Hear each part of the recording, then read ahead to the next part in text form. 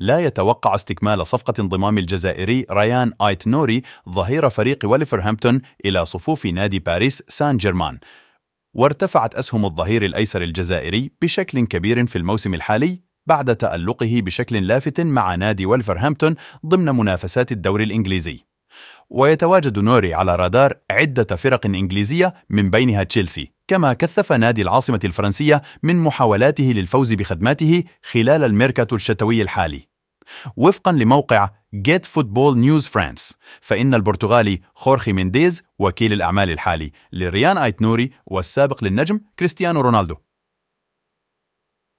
يعترض على فكرة انتقال اللاعب الجزائري لنادي العاصمة الجزائرية.